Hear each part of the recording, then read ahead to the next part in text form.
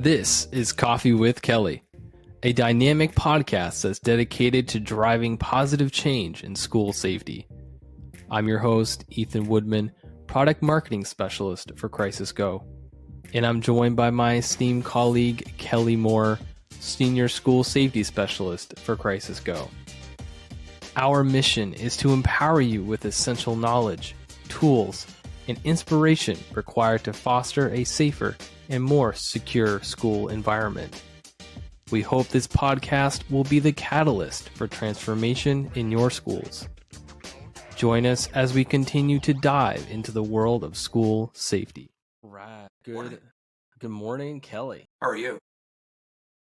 I'm doing pretty good. I think I'm on like a cup and a half of coffee, so I'm on finishing my second quart. second quart. That's ridiculous. It depends on perspective. Your heart rate must be Well, let's see. strong. But my heart rate is usually pretty good. That's right. You gotta watch to actually can calculate that. Yeah, so do you. I don't think mine does the. I think it does.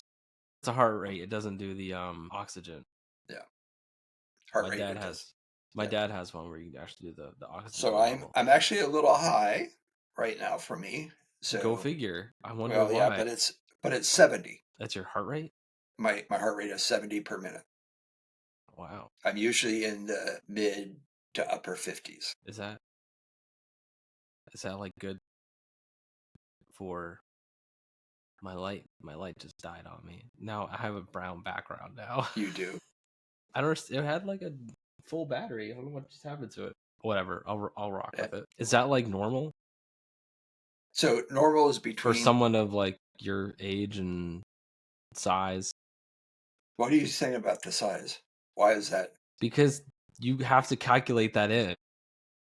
No, you don't. Because there's so many variables. Sizes, weight-wise, maybe. That's kind of what I was trying to say. Yeah.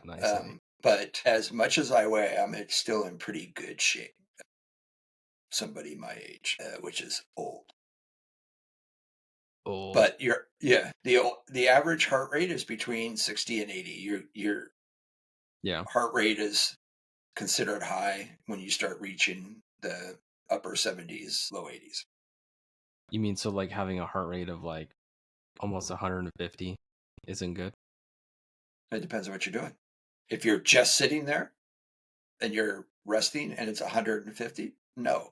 But if you're running a marathon and it's 150, that's probably expected. Yeah, that's when I had pneumonia, I would walk across my living room and my heart rate went up to 150.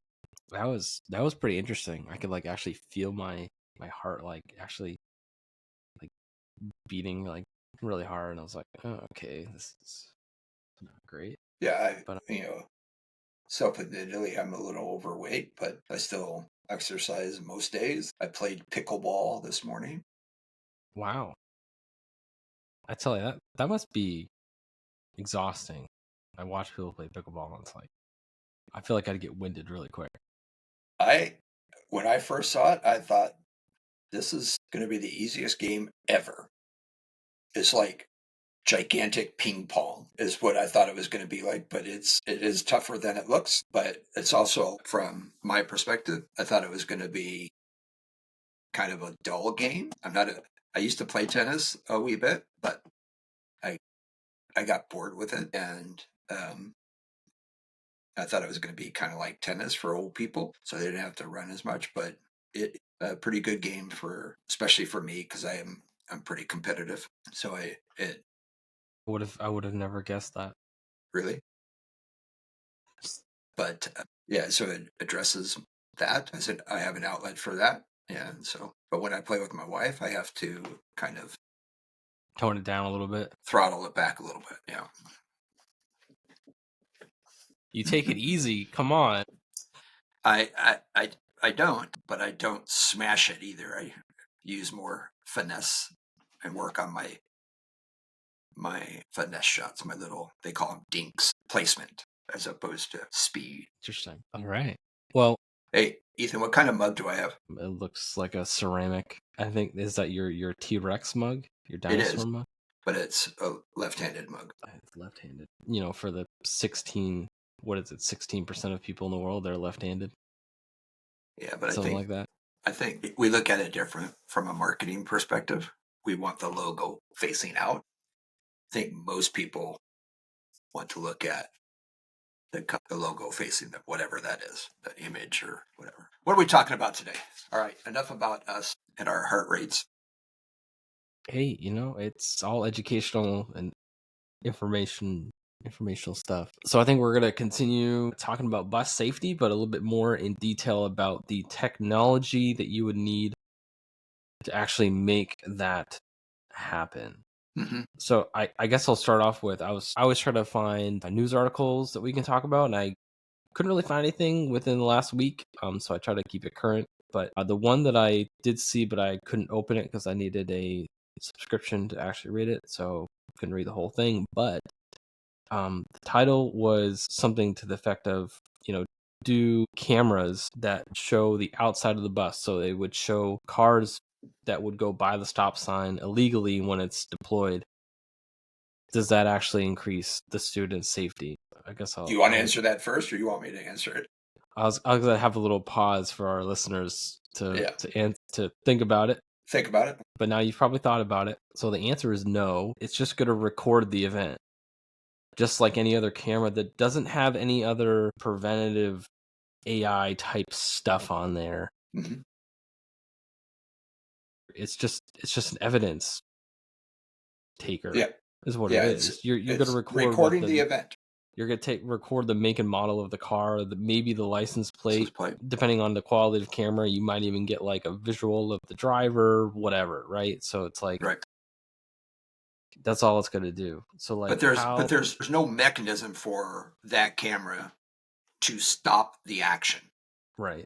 So if there's no mechanism for that, then I don't right now. Well, there is technology out there, but I don't know if it could be deployed quickly enough. Maybe it could.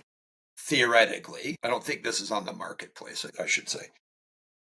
So theoretically, if you had AI attached to a camera that was in the rear of the bus and or the front of the bus, and if that camera had AI attached to it that read the distance and the speed of the car, right? I like where you're going with this And already. then if it surpassed the parameters of distance and speed, then it deploys a spike strip, right?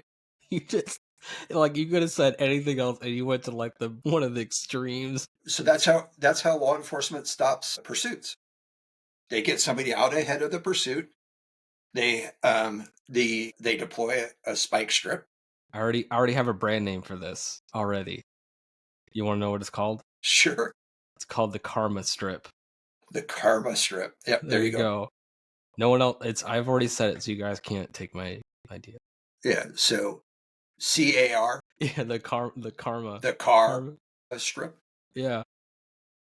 So then it runs over the spike strip, and the spikes are like large gauge needles. So they have a pointed end, but they're hollow, and they get embedded in the wheels and deflate the wheels.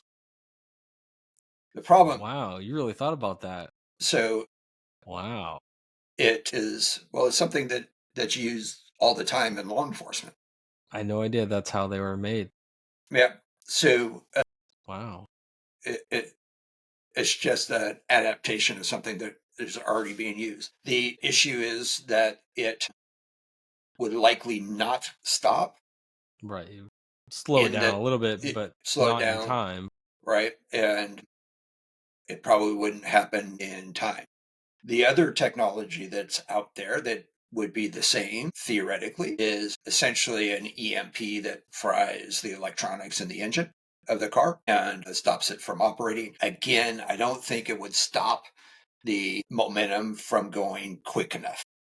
You know what? You know what? The other thing you could do. You ever see those things where I think it's something that's on the front of a car, on a maybe a police car, where they have like the netting that's on the front and it deploys and it sits down on the ground and they get out underneath the back wheels. and it goes, and then like instantly locks up the tires because it just Yeah, wraps up.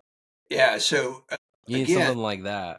yeah. So again, that's technology. The interesting thing about that is a guy that actually worked with me and for me helped develop that. Oh, really? Yeah, yeah. That's awesome. And I think that's what I think that he's retired, and I think that's what he's doing now is that. But he was instrumental in the initial design and concept of that. But again, you have to get that situated just right, and whether or not it would actually work, I don't know. But cameras, it do not stop something from happening. I always go through this sort of analogy is if cameras were preventative, we would no longer have any bank robberies. People would not cheat at cards in Las Vegas. They do it all the time. Yeah. It's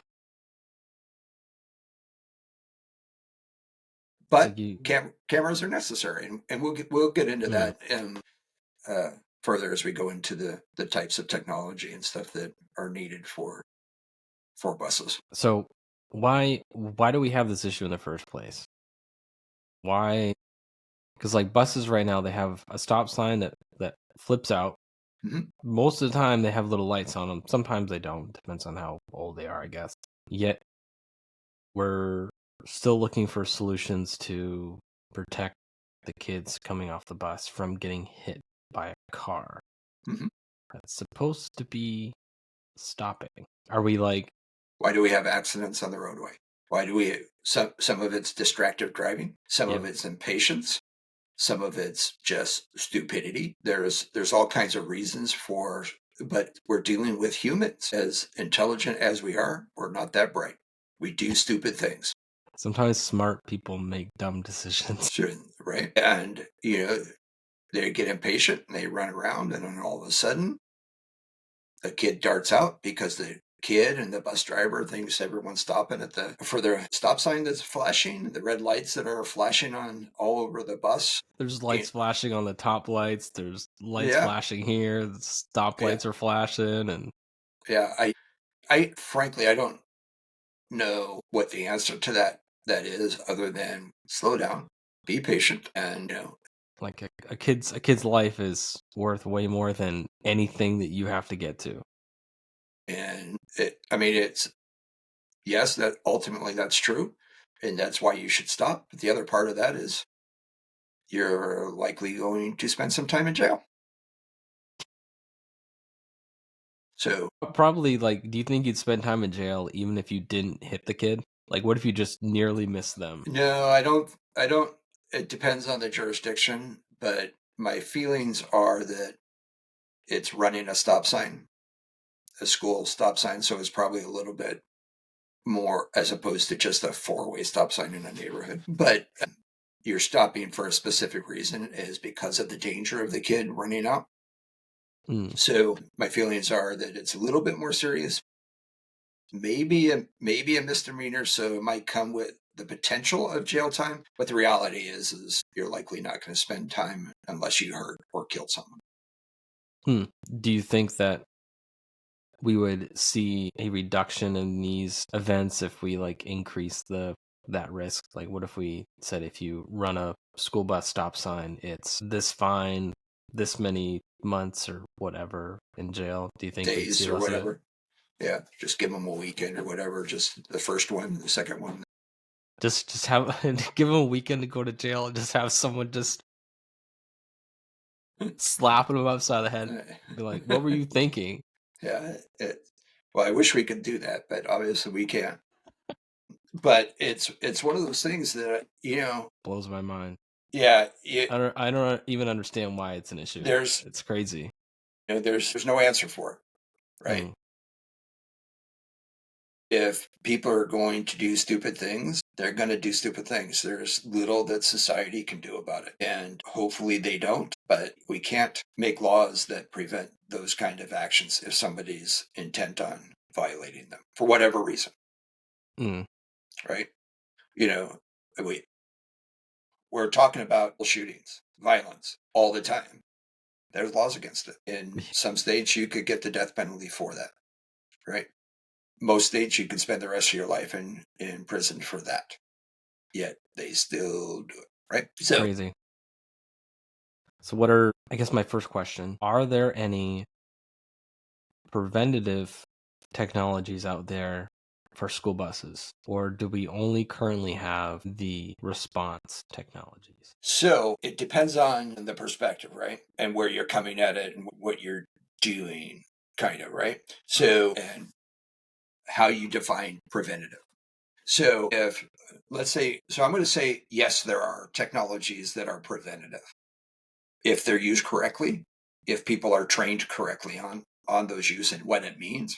So let me give you two examples. If you had cameras with AI attached to it, layered on top of your existing cameras that had weapons and gun detection, then there is that potential if something were to be seen by the cameras, then you would be able to prevent that from occurring because it would be verified, an alert would go out, you would be notified right away, and you could take a proactive preventative action if that's what you were trained to do and knew how to do that, right?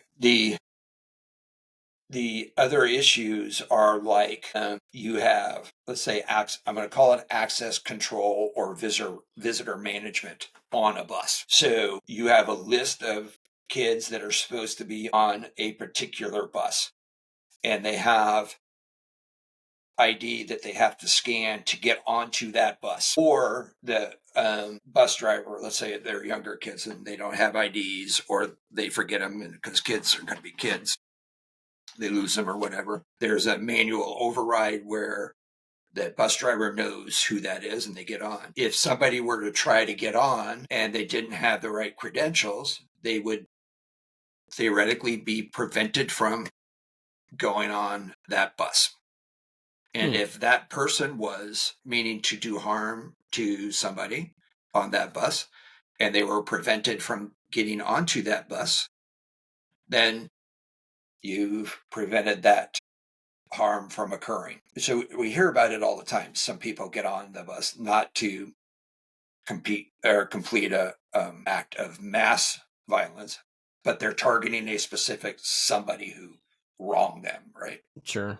Could be a minor bullying thing or Yeah, to, or to something more extreme, but yeah. yeah, or I'm just like it happened thousands of times when I was growing up. Kids just got angry with each other and got into fights, and they targeted each other either right at after school or on their way home or whatever, right?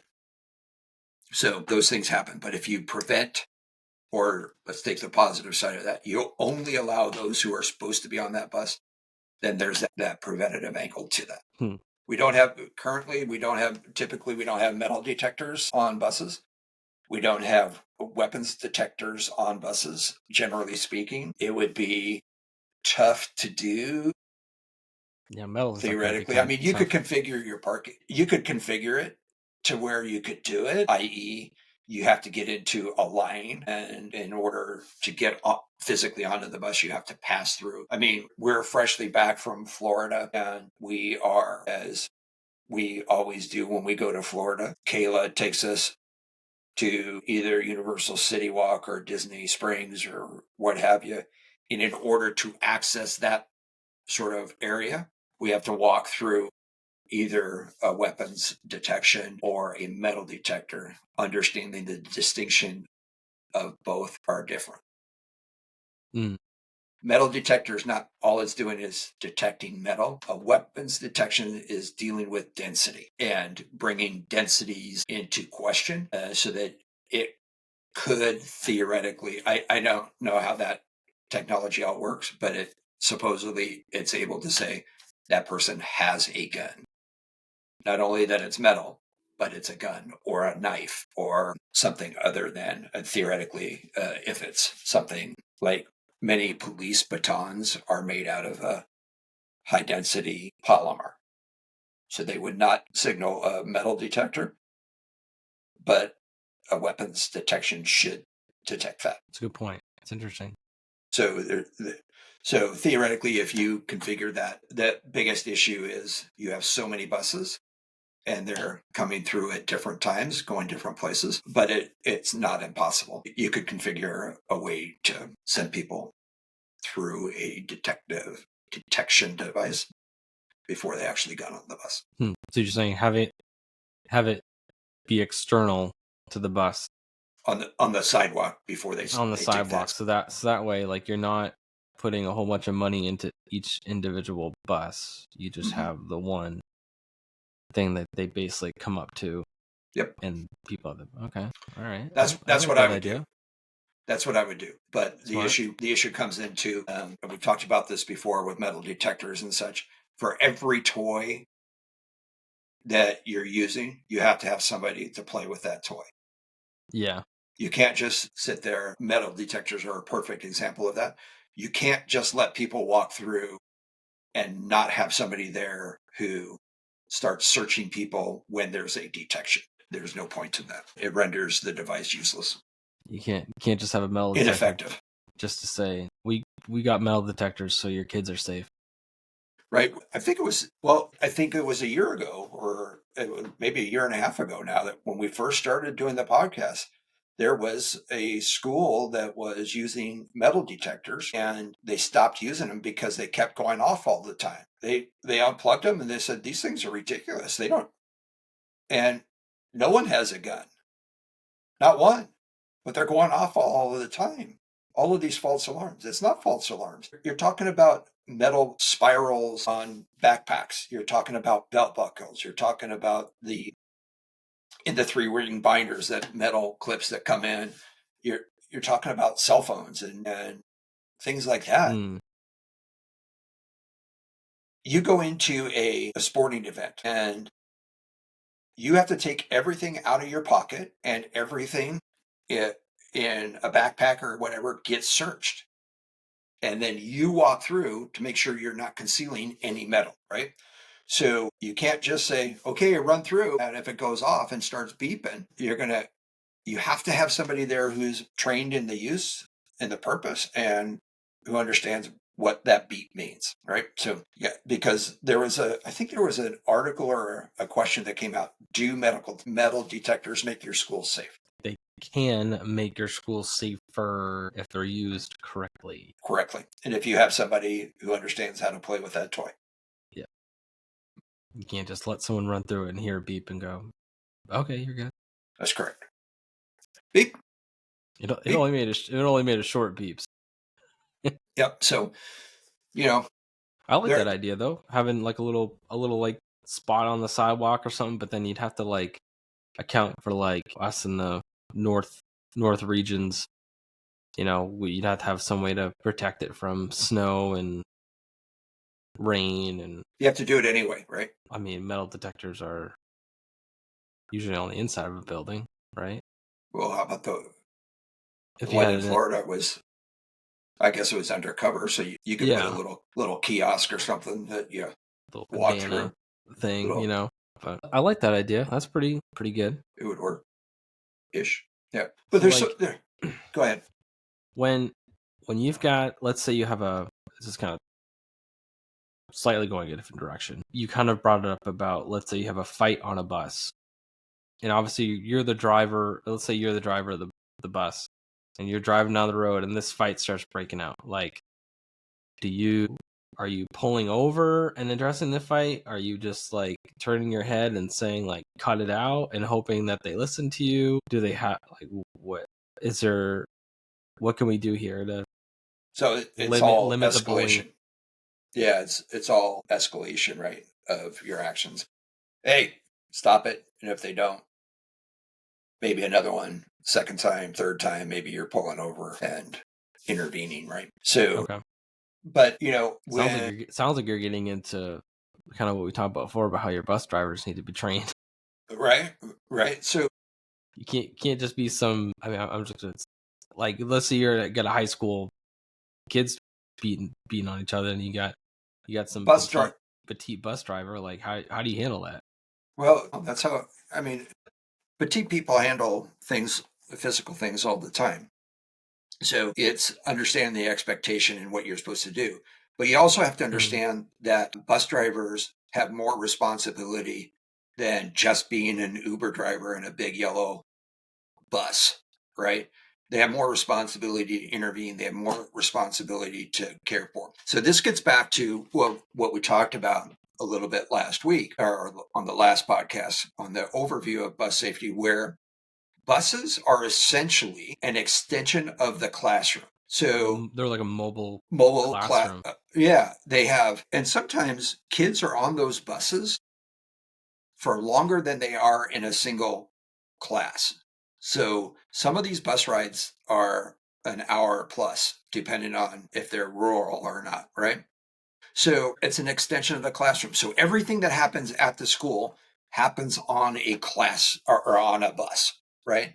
So having that technology available, whatever you have in your classrooms, you should extend to the bus. So, and in addition to that, your teachers need to be trained on how to intervene with physical altercations, right? So they need to understand how to intervene, de-escalate things and work through those types of situations while they're on the bus.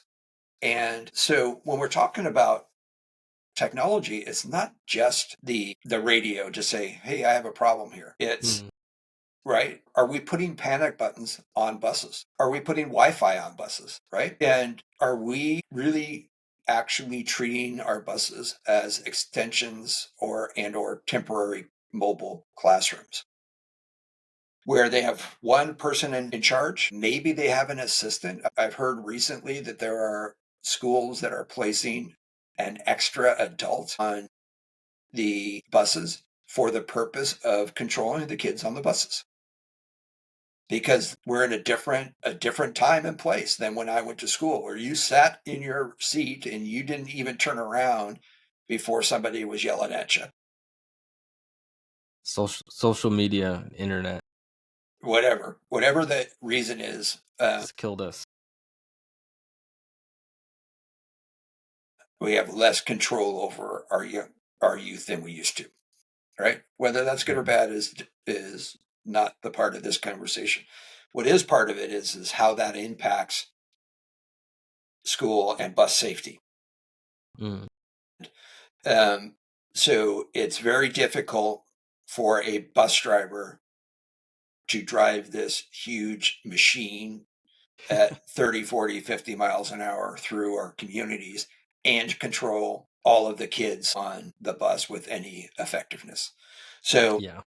in many cases, this isn't technology, but it is one of those things that schools are doing. They're adding, assistants. I don't know what they call them, but they're adding assistants to help control that. I But like that idea. yeah, I mean, it seemed like a good idea. It costs more money, but I think it's a necessary expense. I think that's a pretty good idea. Of course, you have to understand what your culture is in your area and how that might be impacted. But when you're talking about kids that are on the bus and it's an extension of the classrooms, there are kids, good kids, on these buses that are using that hour or so time to catch up on their homework, to maybe read a little bit, maybe look at their assignment, maybe work through it. And in order for them to effectively manage their time, you need Wi-Fi. Wi-Fi also on the buses. This is not new technology. It's been No. on buses for many, many years, especially like Greyhound buses or tour buses. It's been on for many, many years. So the technology's there, but having the ability to connect and do your homework or whatever is, to me, it seems like a good use of that technology. Additionally, there are more and more that are adding cameras, and whether or not they think To it's the inside prevented or the to the outside? inside and or as the kids get on, those types of things. So I think you will see, generally speaking, right now, I believe most of the cameras are from the bus drivers, almost like a rear view mirror perspective. They're just looking back over and seeing. But we talked about this in the last podcast where there's not necessarily seatbelts in all of the buses, but their seats are higher. So if the seats are higher, that also limits the bus drivers' Right. You view you of can what. see like their head, maybe the top of their head. Right, right. And You need like so, cameras like up in the so ceiling that like point straight down, and then you can actually see. yeah, so that's kind of what I was trending to, or going Stole it to right allude from to, you. is that's all right. That means you're learning, little Padawan. Yeah. Yeah. But I think you're going to start seeing more and more cameras with more and more views.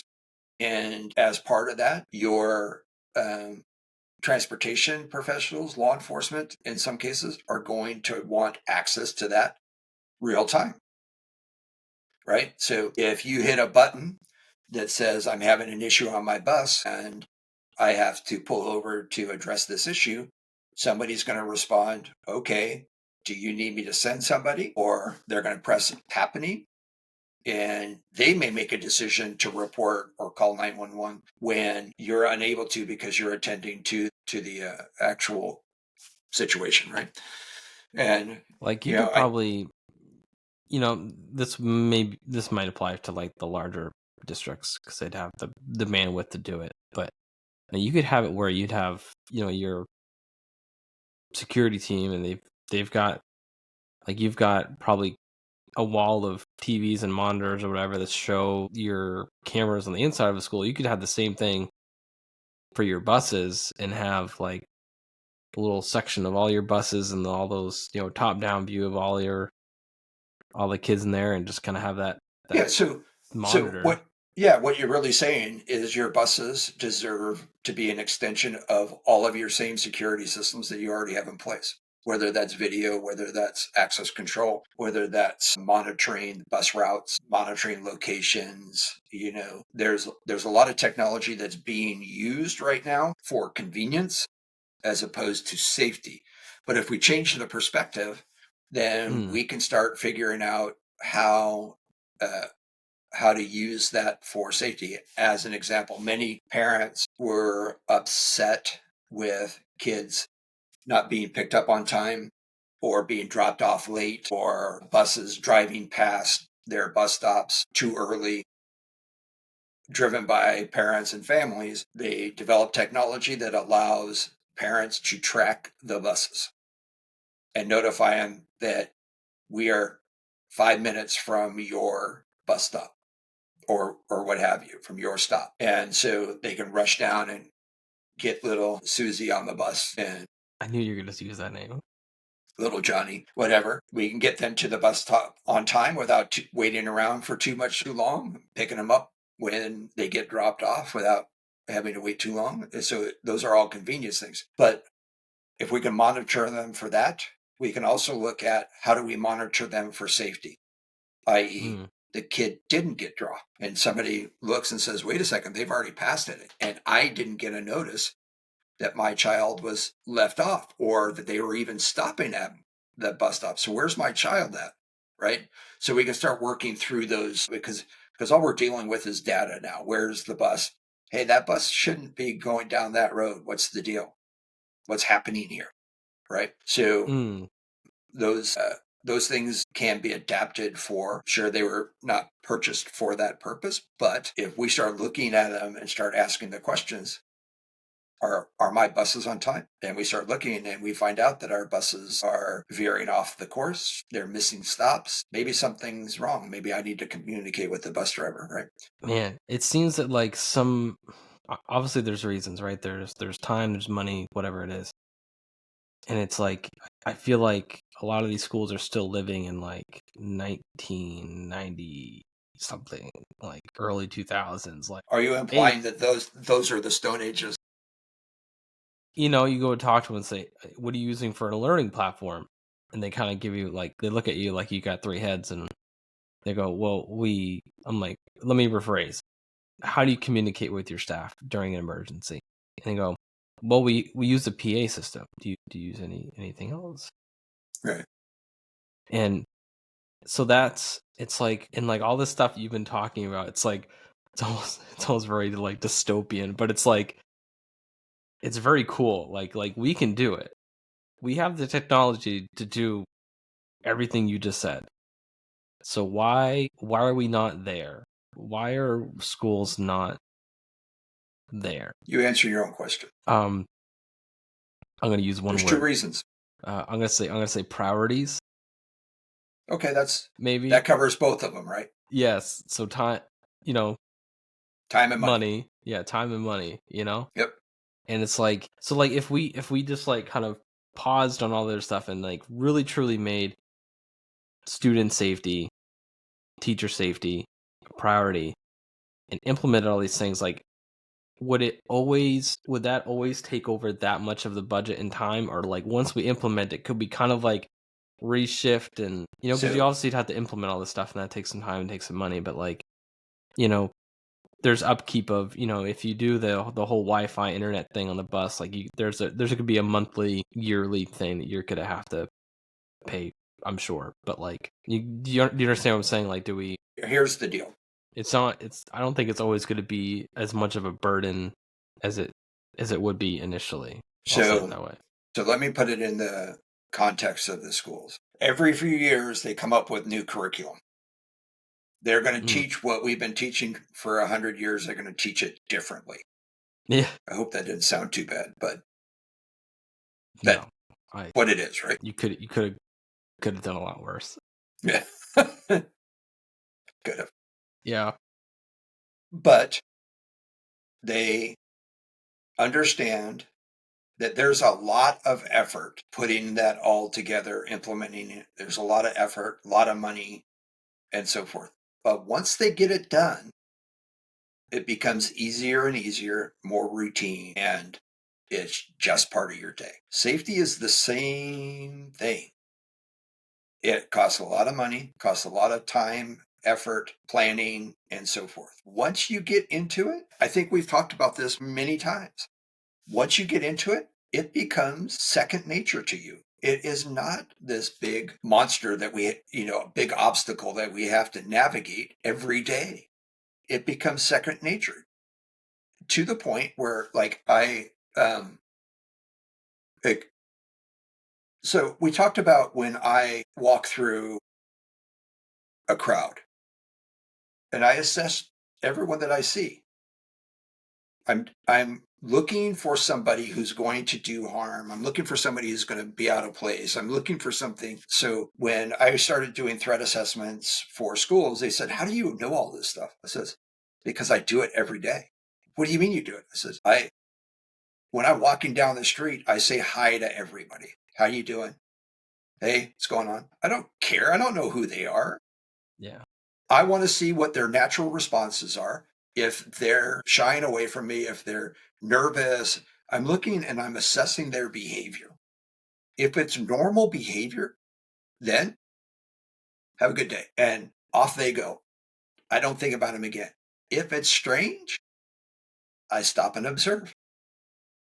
But it's second nature. And it becomes, when I go out to a restaurant, where do I sit? In the back with my face or my back to the wall, facing the entrance. My wife, to this day, my family, where do you want to sit? Like they should know by now where you want to They should, but they still ask because maybe there's a different priority for me than just the entrance. Maybe it's a new restaurant. It's got a weird layout and you want to. Weird layout, or maybe I want to be facing the bar as opposed to the entrance. Right? Okay. So, but they understand it. It's not that we have to go through this big training and implementation process. Okay, we're going into the restaurant.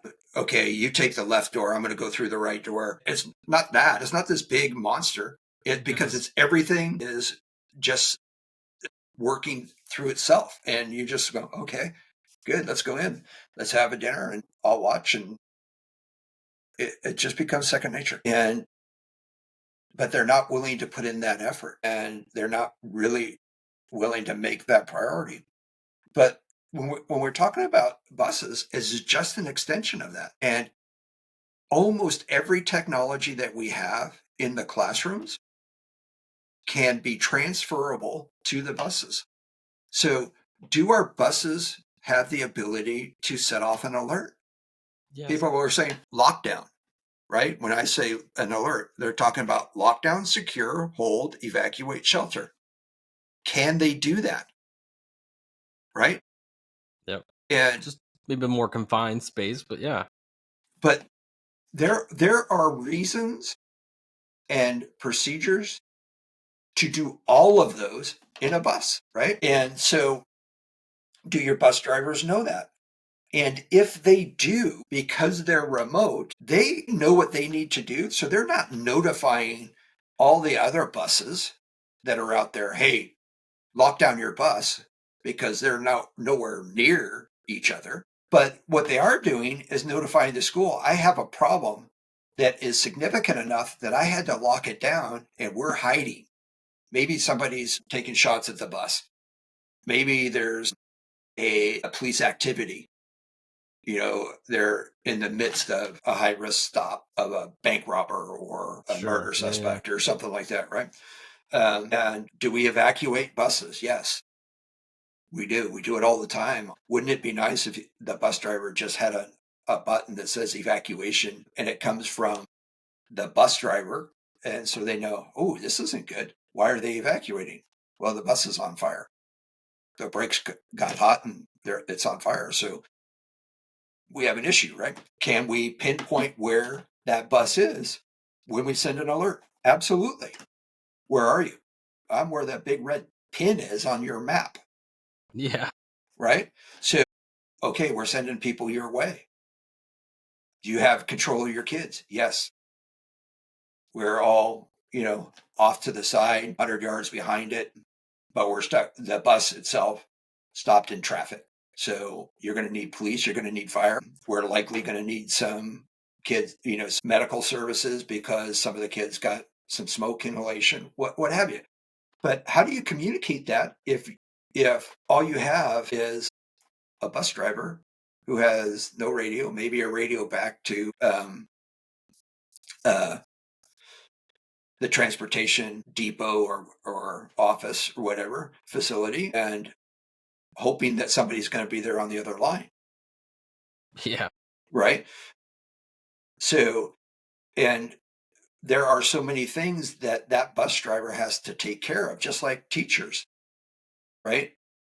Teacher sees an armed subject in the hall, presses the button, but now they have some priorities. They don't want to call 911, right? They want somebody else to call 911. They want something else to be escalated to 911 to know that something's happening. Same with the bus drivers. And the difference between the bus drivers and the schools in that situation is the bus drivers, when they remove the kids from the bus, they're not contained. So the bus driver has to corral all these kids. They're not they're not in a recess yard with a 6-foot fence all the way around it. They're not at a stadium. They're out in traffic. They're in a neighborhood.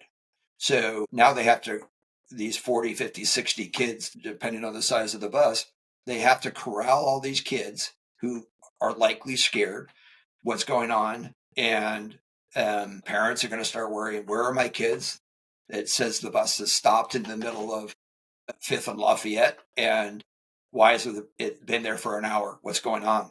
Right? So those are things that we can take care of with technology. Click the link for the camera. Ooh, there's flames there. There's smoke there. We're getting the kids out. That type of stuff. So we understand, as administrators, we understand what's going on, right? So here, the bottom line is you have to include buses and the technology into your safety plan, just like you are with your regular safety plans for the classrooms. No different at a minimum. There are some differences in how you respond to those, how you prevent, and so forth. You get back to that Wi-Fi situation. What if a kid's being bullied on the bus? How do they report that? Right? So,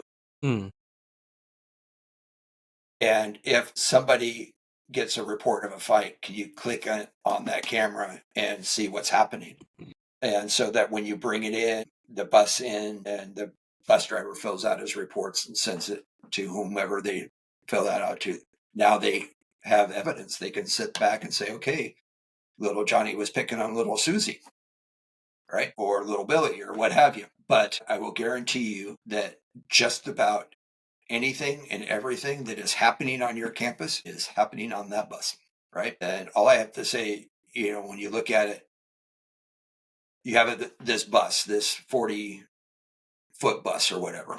There's 50 or 60 kids on that bus. Is there really that many kids on a bus? That's a lot of kids. Yeah. For one bus driver? So if you have 10 rows of seats, right? That hold 4 because you have 2 seats on each side. Oh, yeah, okay. So that's 40 people right there. Right? So, but you'll understand, well, you won't understand this. You tell me do you think there's a hierarchy on where you sit in that bus? Well, I know there is. There is, yeah. Yeah. I've never had to experience the hierarchy. Okay, that's right. Not even when you played soccer? No. When you traveled? No, we were a pretty good team. Okay. It didn't matter where we sat. Yeah. But there's a hierarchy based upon what? Age, Age, popularity. Popularity. Popularity is probably the biggest one, I would guess. Hierarchy determined by a position of power. Whatever that power is, it's determined by power. And when you determine behavior by power, what is that? Bullying. Yeah. When you exert your power over somebody's behavior, it's bullying. If you say, I just want to sit with my friend, okay.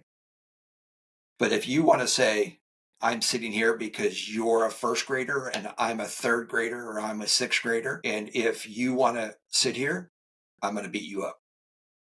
That's bullying. You giggle, but that's pre-minute. That's right, but it's all part of it. They gained that position by being the popular kid, by being, and if a non-popular kid cannot just walk back to the back seat and say, I'm sitting here without causing some sort of issue. Yeah. Right? It's interesting because the group of kids on a school bus is probably going to be different than the group of kids that you'd find in a classroom, right? Mm-hmm. Because a classroom, you could have the same grade-ish, probably the same group of kids, but then the bus is based on their geographical location. And what else? Efficiency, right? Right. So it's like you get 2 different groups of kids, so that's probably why you're gonna have 2 different dynamics going on, right? Dynamics of the classroom and your bus. Like you're introducing different kids. Yeah, different elements to the equation, right? Yeah. So I'll give you an example. But when I was going to school way back in the day, I lived in a community, but the school was not in that community. The elementary schools were, but the junior high or middle school and the high school were not. So that community didn't have enough kids to support either one of those schools. So they had to transport us via bus from our community to another community. So when they picked me up to go to middle school, they also picked up all of the high schoolers. Mm. So we had middle school and high schoolers. And I was really mixing things up. Right? I mean, huge maturity difference, huge physical difference between a 7th grader and a senior in high school, right? Yeah.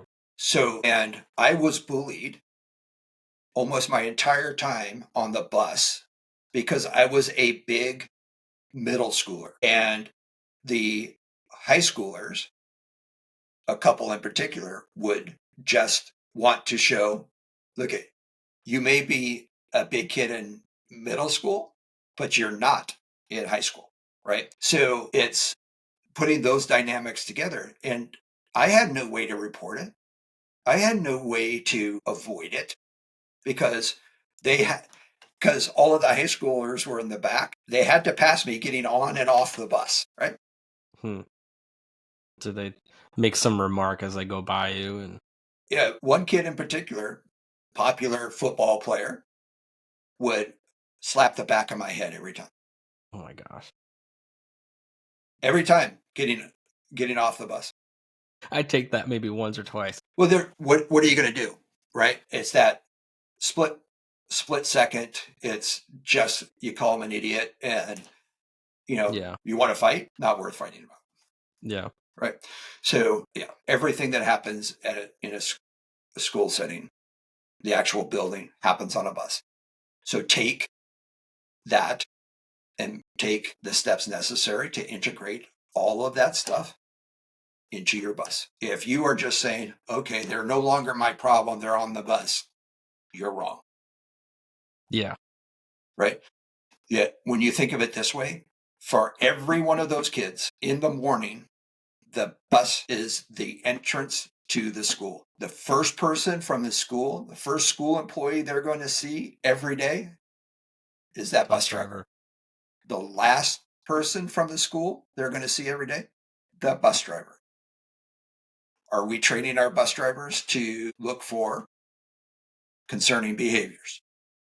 Differences in appearance, differences in what they're doing, how they're behaving, are they depressed, those types of things. Are they trained to, one, observe it, how to report it, how to create a positive relationship there, and all of that stuff, right?